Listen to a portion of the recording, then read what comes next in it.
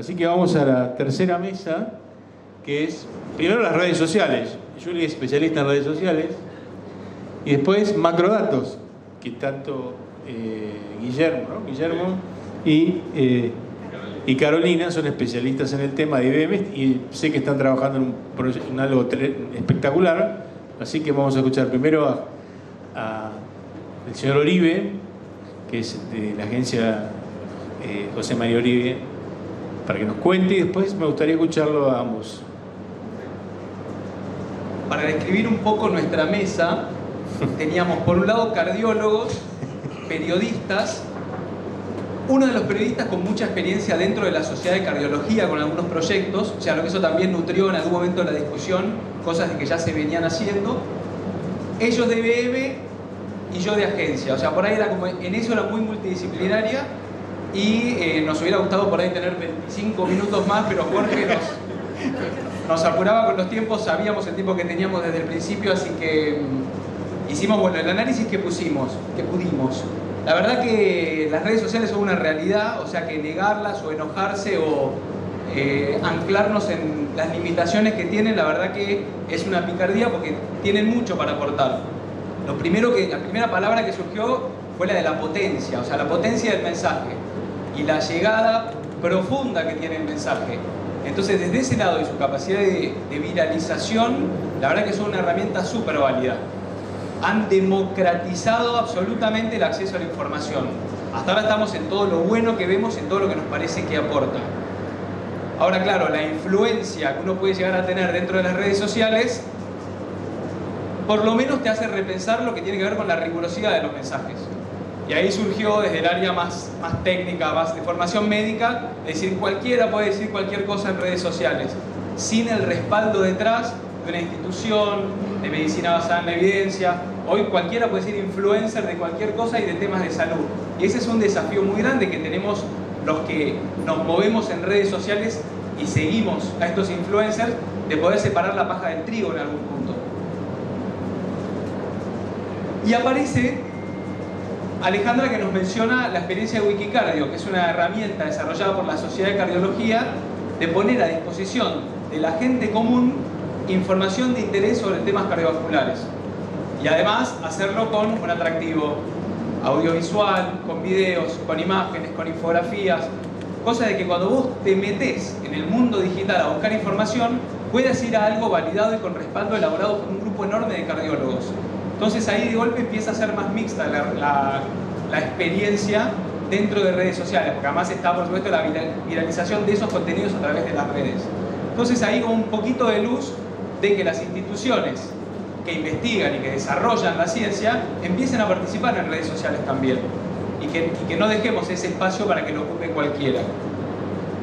Respecto de la capacidad de las redes sociales o de los mensajes en redes de modificar conductas, ahí el periodista científico investigador nos dijo: yo ya hice esa búsqueda y no hay evidencia disponible, no hay estudios que hayan demostrado hasta ahora que sean una herramienta para modificar la conducta.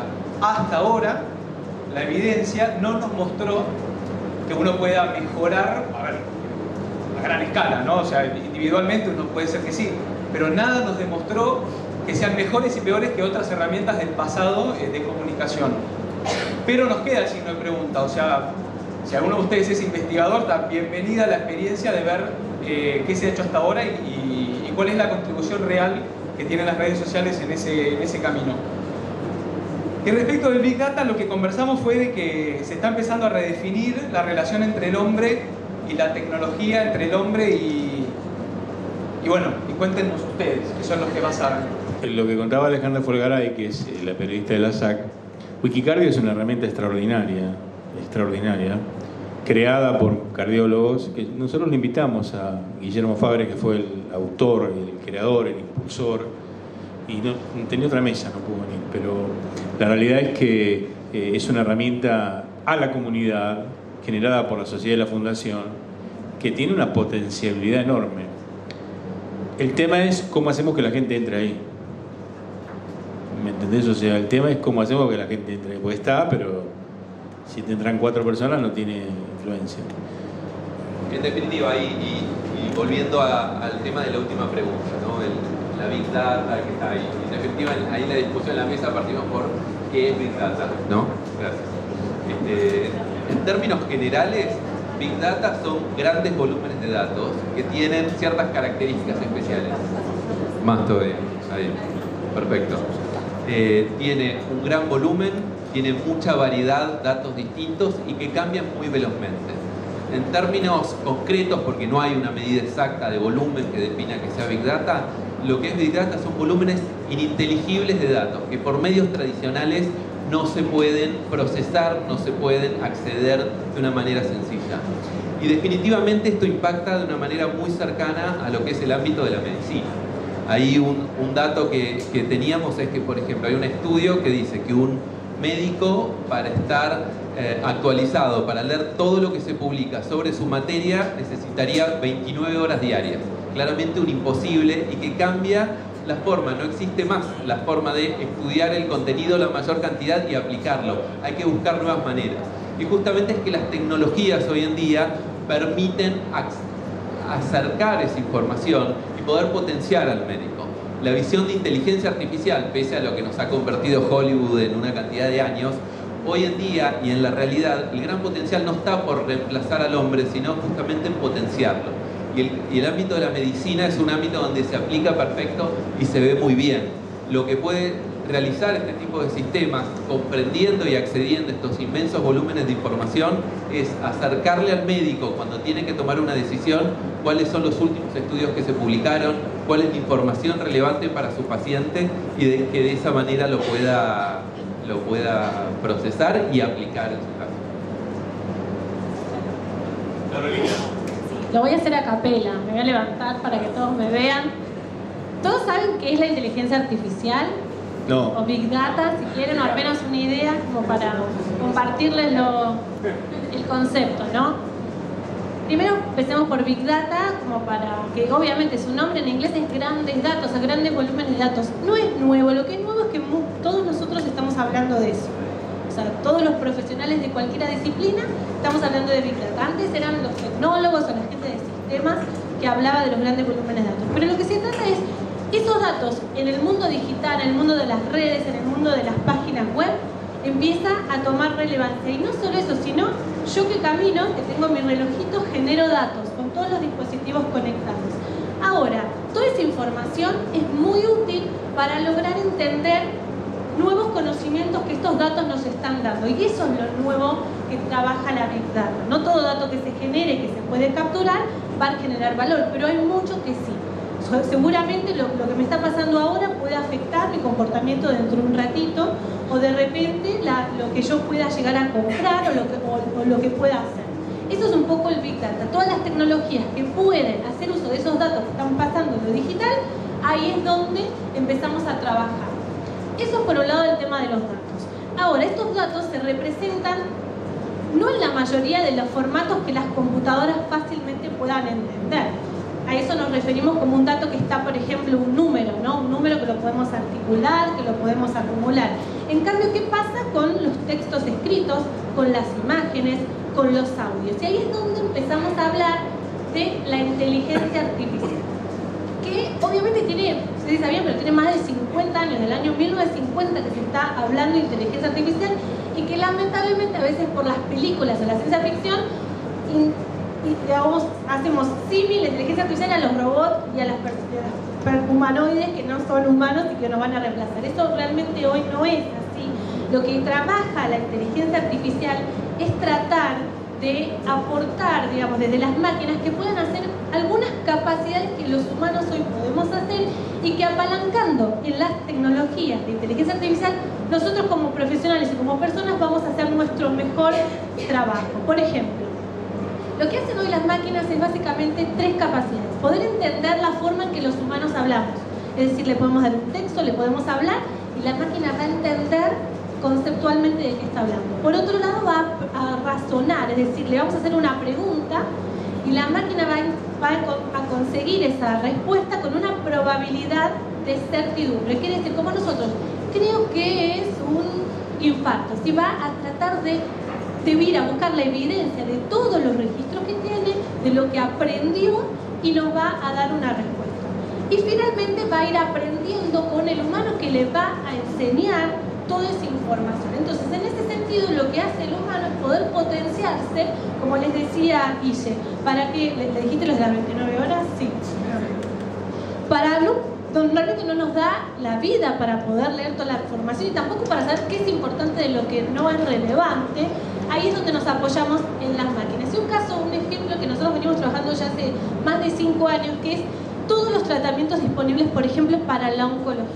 Eso lo que hicimos fue entrenar a un sistema de inteligencia artificial, que en IBM lo llamamos Watson, y basado en un instituto más prestigioso, digamos, de referente en la oncología, que es el Memorial Sloan Kettering de Estados Unidos, los oncólogos entrenaron a este sistema de inteligencia artificial en todos los tratamientos basados en las experiencias, basados en los papers científicos, basados en los síntomas de todos los pacientes, basados en toda esta información curada y científica que los oncólogos estuvieron entrenando. Entonces, ¿qué hace un oncólogo y cómo puede apalancarse?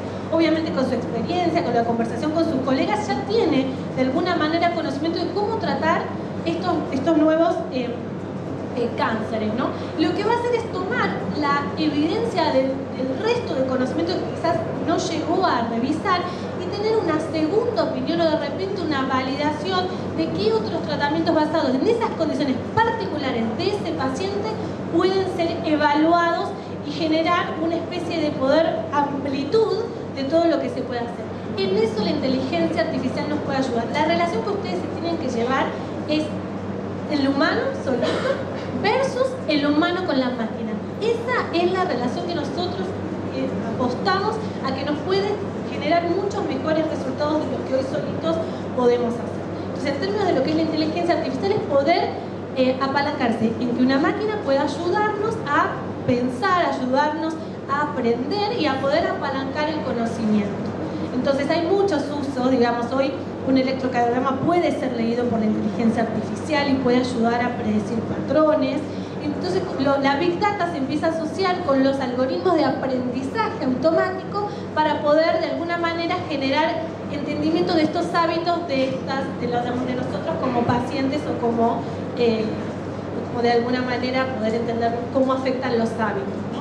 Así que bueno, eso es un poquito la introducción. Cualquier pregunta, bienvenida, perdón si me demoré. Sí, no, gracias, muchísimas gracias, Carolina. Quiero, Julieta, vos haces redes sociales y tecnología.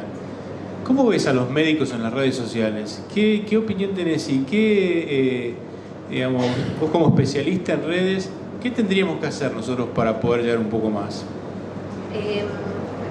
Mirad, lo que hablábamos en la mesa tiene que ver con que es difícil lograr el cambio de hábito, ¿sí? Es una gran herramienta de divulgación, así veo los médicos que difunden informaciones y hacen un trabajo de divulgación en las redes sociales. Yo creo que acá se habló de trabajar tal vez en comunidades, ¿no? Acotar un poco la información, porque redes sociales son dos palabras muy amplias. Uno piensa en Facebook, uno piensa en Instagram, donde por ahí la información puede llegar a ser banal, ¿no?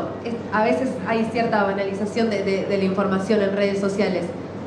Sin embargo, de mi parte, ¿qué te voy a decir? Yo soy una optimista también y pienso que si uno tiene en una red social, decíamos acá, 100.000 seguidores y está llegando de manera eficiente, eso quiere decir con una fuente confiable, ¿sí? Con evidencia científica a 10.000 personas que realmente les importa y tienen real interés en eso que estás difundiendo, entonces la herramienta es efectiva. Pero me parece que no nos tenemos que quedar solamente con las redes sociales masivas que todos conocemos. Y también escuchando a Carolina, lo que entiendo es que acá, de parte de toda la comunidad de cardiólogos específicamente, me parece que tiene que haber curiosidad. O sea, porque acá hablamos de Big Data, hablamos de inteligencia artificial y no debería sorprendernos tanto. Digo, todos los días, si vos vas al buscador de Google o a Google Scholar, que es una herramienta genial académica que tiene papers geniales, si vos buscas inteligencia artificial te vas a encontrar, es más, inteligencia artificial, cardiología, vas a encontrar muchísimos artículos que seguramente van a ser de tu interés. Cuando hablamos en esta mesa también de qué es Big Data, lo podés acotar también a la cardiología, pero en realidad Big Data es tu vida misma, son tus búsquedas en Google, en Spotify, esa correlación que hay entre todos los datos que haces en tu vida. El otro día tenía una charla con unos colegas con este tema de si el celular te escucha mientras lo tenés desactivado y escucha tus conversaciones. Y en realidad no es que te escucha todavía, sí, prontamente tal vez sí tengas que desactivar esa configuración, pero lo que sucede es que existe algo que se llama ciencia de datos, que se relaciona con Big Data, y tiene que ver con que no importa solamente las búsquedas que hiciste en Google, por ejemplo, sino también buscaste, por ejemplo, dónde irte de vacaciones, pero también Google sabe qué búsqueda hiciste el año pasado, qué buscan tus amigos, y así un montón de correlaciones entre los datos que uno piensa. Con esto tal vez me estoy yendo, pero lo que quiero decir es que Big Data es nuestra vida misma y nos está atravesando y tiene que ver con esta transformación digital que estamos viviendo, y me parece importante que seamos curiosos. Matías Loewy, trabajaste muchos años en Revista Noticias. ¿Podemos utilizar esta nueva tecnología para comunicar? Y vos estás ahora en Medscape, que es una herramienta que utilizamos todos los cardiólogos y médicos. A ver, definitivamente creo que la palabra es la potencialidad, la cantidad. Los argentinos, hay un estudio que leí hace poco que los argentinos pasan en promedio 3 horas y 9 minutos en redes sociales. Es un número asombroso. En términos de potencialidad es más que evidente. El punto, por supuesto, creo que es lo que también discutimos acá, es en qué medida esa potencialidad se traduce directamente en algo que vos también planteabas recién, en sensibilidad, en cambio de actitud, en cambio de comportamiento. Bueno, esos son todos terrenos o campos en los que habrá que avanzar en la investigación. Un comentario más, que me lo decía ayer una periodista que trabaja en redes sociales para una institución de salud. Me decía que a veces las instituciones de salud pierden de vista que a veces lanzan campañas de concientización con placas, con información, incluso áreas de gobierno, áreas de salud, pero lo lanzan y después no tienen un canal que después responda, por ejemplo, si una persona tiene un interés concreto. A ver, ¿dónde me hago esa mamografía? ¿Dónde puedo ir a hacer? Entonces, creo que también ese es un punto que tiene que ver con el rol o con el aprendizaje que las propias instituciones tienen que tener a la hora de hacer buen uso de estas herramientas. Florencia Ballarino, vos trabajás en un diario que es fundamentalmente digital, ¿no? O sea, tiene papel, fin de semana. ¿Qué impacto tienen las notas? ¿Qué es lo que más gusta? ¿Qué es lo que nosotros tendríamos que enviarte a vos para que aparezca en el diario? Se lo voy a aparecer a Nora también la pregunta después. ¿Qué es lo que te interesa a vos? Y a Nora, y a Agustina, no sé, y a Valeria. ¿Qué es lo que interesa? Bueno, como periodistas, nuestra materia prima son las noticias, todo lo que sea avances científicos en el campo de la cardiología, nuevos tratamientos, también las controversias que se dan dentro del campo. La realidad es que eso es siempre información que a nosotros nos interesa. Lo discutíamos en la mesa, también la forma de presentar esa información, de hacerlo atractivo para el lector es muy importante. Muchas veces cuando incluimos en nuestras notas algún testimonio de interés humano, aunque por supuesto acá había cierta controversia de cómo introducir ese testimonio sin faltarle a la veracidad de los datos y al rigor de los datos científicos. Muchas veces cuando un paciente cuenta su experiencia a través de los medios tiene más llegada que quizás el mismo médico dándole esa misma información. El interés humano, cómo presentamos las noticias, realmente es importante. ¿No te parece que cuando la gente se ve representada por alguien humanamente lo toma un poco más? O sea, si yo pongo un helecho, una mesa redonda y dos hablando, seguramente no nos van a escuchar. Ahora, si yo pongo un testimonio que se siente identificado... Tal cual, sí, estaba diciendo eso mismo, ¿no? Que la historia tenga un interés humano, que dé el testimonio de un paciente que cuente cómo él hizo para recuperarse tras 2 infartos, cómo adelgazó, cómo cambió su vida después de cumplir ciertas pautas y cierto tratamiento. Eso a la gente le llega mucho más que el médico diciendo hagan dieta, controlen la presión y demás. Después, yo cuando estábamos hablando de la mesa decía que lamentablemente, sobre todo en las redes sociales, hay mucha información que sin evidencia científica y muchas veces pedimos que haya más datos, que haya mejor acceso a las fuentes de información, nosotros como periodistas, ¿no? Acá discutíamos el tema de cuando mandamos un mail a un médico y, lo voy a decir, dijimos que falta de timing, pero muchas veces tarda una semana en responderte, cuando las rutinas productivas son diferentes, ¿no? Cuando nosotros necesitamos tener ya acceso quizás a la palabra, a la fuente especializada. El médico, no lo entiende, o sea, porque usted va en un ritmo y nosotros vamos a otro ritmo, ¿viste? Claro, es diferente. Bueno, pero a ver, yo voy a hacer el ejemplo que pasó con el valsartán, ¿no? Con este medicamento, donde ya habían saltado todas las alertas en Europa, faltaba que llegara la alerta acá en la Argentina, en la ANMAT, y la realidad es que vos llamabas a algunos médicos y no querían opinar sobre el tema, ¿no? Y faltaba hasta información. Creo que vos y otros más fueron los que me entendieron el teléfono.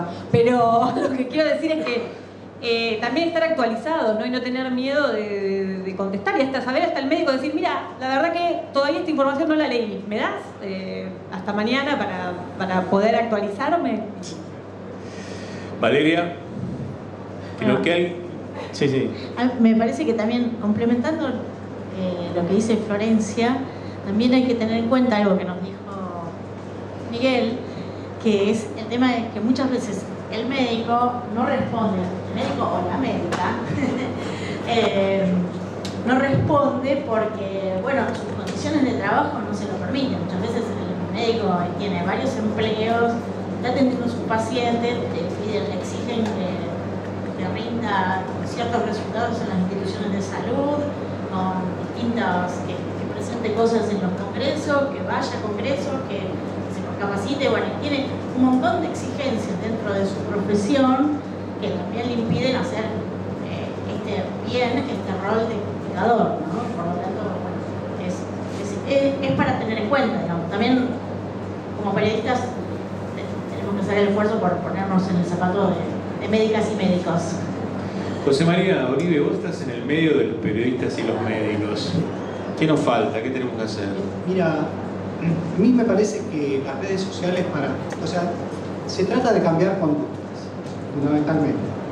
Y hasta ahora el cambio de conducta se buscaba con el médico en su consultorio y con el periodista en la redacción escribiendo la nota. Y yo creo que las redes sociales en cambios de conductas pueden llegar a dar un trato personalizado, porque llegan directamente al interesado.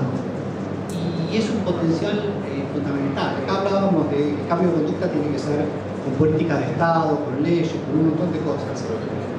Pero hubo una nutricionista que se le ocurrió hacer grupos de WhatsApp para adelgazar. Las personas tenían que sacarle unas fotos al plato y mandársela por WhatsApp. Y ella inmediatamente te contestaba, bueno, saca un poco de papas, ¿viste? El postre cortarlo por la mitad.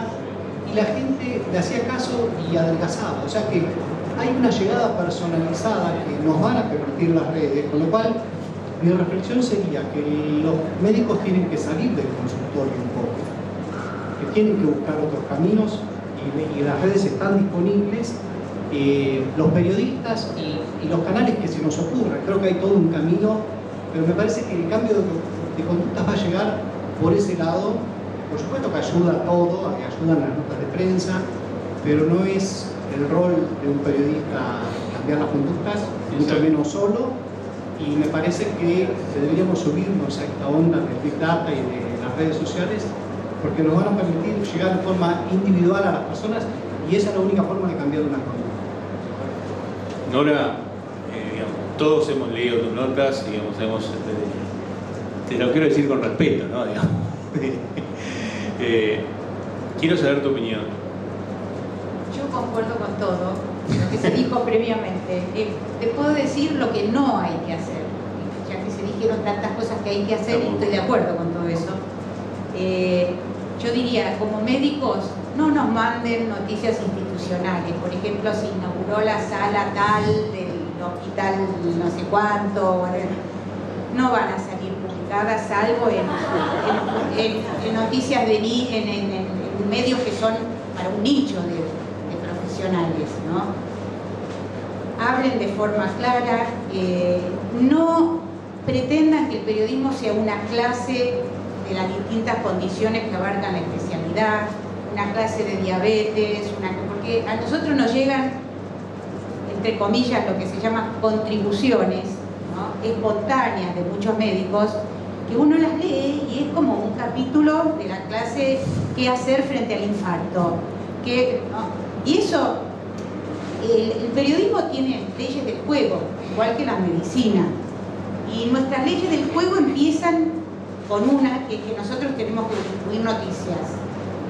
Ahora, uno podrá discutir qué es una noticia. Una noticia, bueno, es algo novedoso, que tiene poder de fascinación para mucha gente, algo importante, pero no siempre es lo más importante de todo. Hay cosas que son importantísimas y no salen en los medios, porque además de ser importantes, tiene que ser atractivo algo para que sea una noticia. Así que yo diría que lo primero que pueden hacer los médicos es, bueno, leer mucho, escuchar los medios de comunicación, ver qué cosas son las que... los medios somos muy conscientes y muy sensibles a lo que les gusta a nuestros lectores, a nuestro público en general. Solemos no insistir en cosas que no interesan, porque inmediatamente, y más ahora con las redes sociales, recibimos inmediatamente el retorno de qué cosas son las que interesan. Entonces tratamos siempre de adaptarnos y buscar maneras de atraer la atención de nuestros lectores y de nuestros pueblos. Vos estás en la radio y lo sabés muy bien. Así que me parece que, como decía José María, tenemos una función, podemos colaborar mucho, pero no somos profesores de temas de salud. Necesitamos noticias. Las noticias, bueno, tienen un perfil particular, ¿no es cierto? Que dentro de una noticia después haya un aspecto de esa nota o de esa pieza periodística que tiene un aspecto también didáctico, por supuesto, siempre en los temas de ciencia y salud casi siempre hay una parte que es didáctica para entendernos con nuestro público, pero no podemos liberarnos de ese sino que tenemos, que es que somos productores de noticias, productores de información. Y la información incluye desde dar justamente consejos de salud hasta ocuparnos de controversias, de cosas que no están claras, transmitir la incertidumbre. Cuando apareció el Zika, no teníamos mucho para decir y aconsejar porque ni los médicos sabían qué estaba pasando, pero nosotros teníamos que informar igual. Y ahí, bueno, lo que dijeron las chicas antes, el médico, lo mejor que puede hacer para establecer una relación con los periodistas es estar a disposición, o sea, atender el teléfono celular, y si no puede atender en ese momento, decir, bueno, estoy atendiendo, lógico, tienen que trabajar, tienen una vida, te llamo en 10 minutos o llamame dentro de... o qué necesitas, te lo mando por mail, o déjame que me fije qué está pasando, o decir simplemente no sabemos. Con eso también a veces se puede ayudar mucho. Álvaro. Digamos lo que recién Nora comentaba muchas veces de este tema, el conflicto de interés entre el interés por ahí del periodista y el interés por ahí del médico. El tema muchas veces nos pasa esto de lo que es noticia o de lo que uno quiere comunicar, ¿no? Eso es interesante.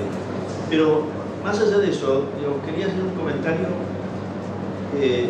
porque me parece que hay una diferencia entre lo que es la noticia o lo que puede ser la noticia y esta expectativa que tenemos de poder cambiar conductas a través de la comunicación.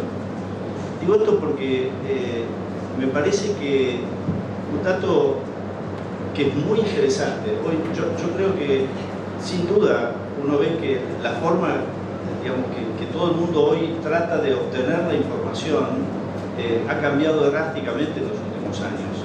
Y obviamente hoy el teléfono celular es sin duda el mecanismo de obtención de información creo que más importante. Y hoy tenemos bastante información, porque cualquier actividad que uno quiera comunicar, que quiera cambiar conductas, tiene que ser escalable, o sea, tiene que ser de gran escala, tiene que poder llegar a toda la población para que realmente sirva. Lo que comentabas hoy, que me parece muy interesante, uno dice, el tema del WhatsApp sirve, pero eso es para situaciones puntuales. donde hay un ida y vuelta de forma personal. Pero si uno quiere pensar en algo escalable, a gran escala, necesita programas que puedan ser utilizables en cualquier lado y con grandes poblaciones. Digo esto porque me parece, y en esto sí creo que los periodistas nos pueden ayudar mucho. Hoy hay una corriente enorme en trabajar en e-health, que es usar el celular del paciente para llevar la información, digamos, preconcebida. Y eso hoy tenemos bastante información que eso cambia la conducta. Realmente hoy estamos muy entusiasmados con eso. Estamos muy entusiasmados porque la aparición de mensajes cortos a través del celular en determinadas poblaciones puede generar cambio de hábito. Hoy decíamos, ¿hay información respecto al cambio de conducta? En esto hay información. Y la información es bastante contundente. O sea, el mensaje dirigido, digamos, sirve para cambiar conducta. Y eso es muy interesante.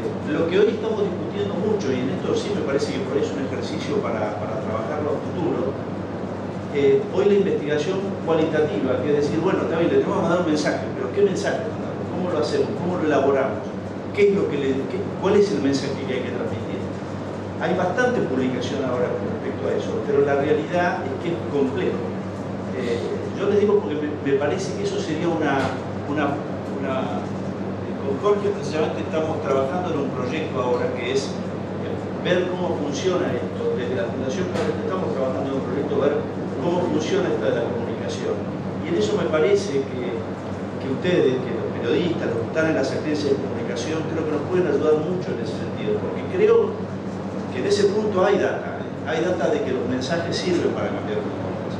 Y hago un comentario muy cortito. En marzo tuvimos unos días en la Sociedad Europea de Cardiología trabajando con ellos en distintos temas.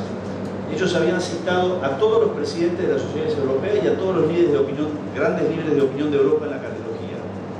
Y una mañana entera se dedicó solamente, digamos, la pregunta fue de todos los que estaban ahí, que éramos cerca de 200 y pico de personas, ¿cuántos trabajaban o sabían utilizar Twitter? De los 200 que estaban ahí, la proporción de pacientes, de médicos que sabían utilizar Twitter no era más del 10%. El 90% no sabía utilizar Twitter. Y hubo en ese momento un programa de entrenamiento de todos los líderes de opinión para el manejo de Twitter. O sea, por ejemplo, la Sociedad Europea se impuso que todos sus líderes de opinión tienen que estar formados porque la manera de comunicar es a través de Twitter. O sea que eso quería contarlo porque me parece que para mí fue muy impactante, porque fue una decisión estratégica de la sociedad cardiológica. Bueno, pasa lo mismo acá en la República Argentina, los cardiólogos que utilizan Twitter o Instagram o Facebook un poco más, porque lo hacen más, pero Instagram y Twitter es muy, pero muy bajo. Francisco, me queda alguien que quería decir, alguien del interior que quería hacer un comentario, y Francisco. Yo quería hacer un comentario porque hace unas semanas vi en Twitter, justamente en la red de periodistas científicos, que habían tenido una reunión con la gente del INCUCAI, ¿sí?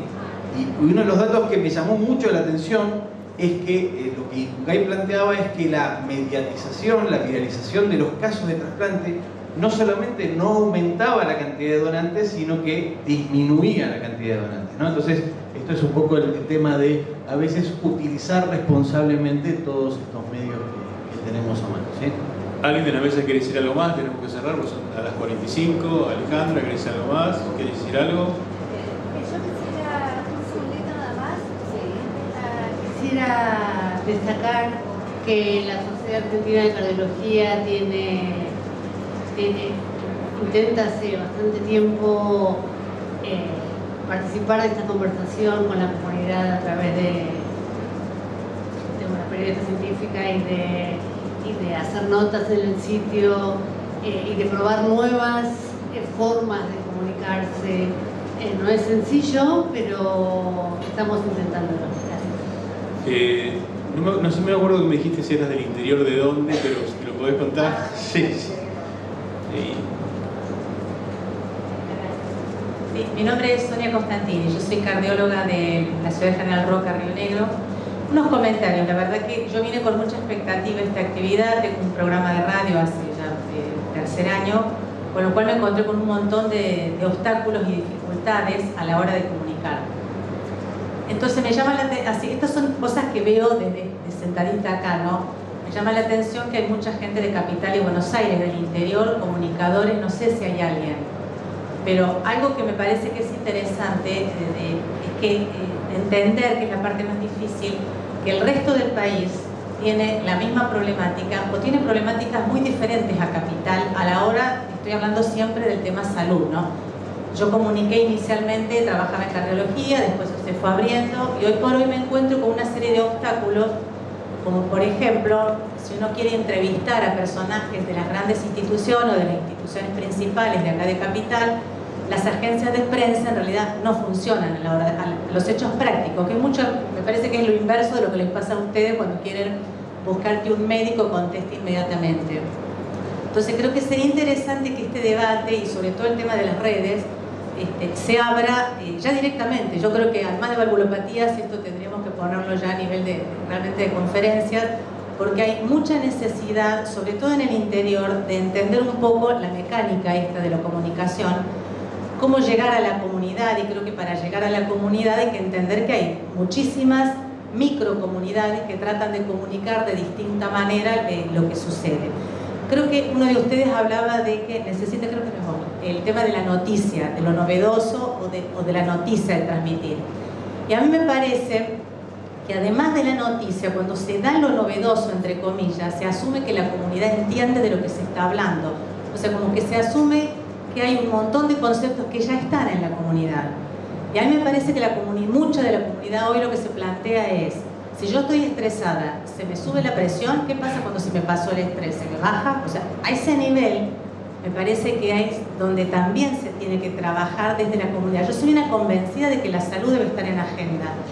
Y ustedes son los que tienen el rol fundamental, más allá de la noticia, o sea, más allá de la muerte súbita en una carrera, por ejemplo. La noticia te dispara poder hacer lo que vos decís. Díganme los periodistas, yo... Gracias, es muy interesante.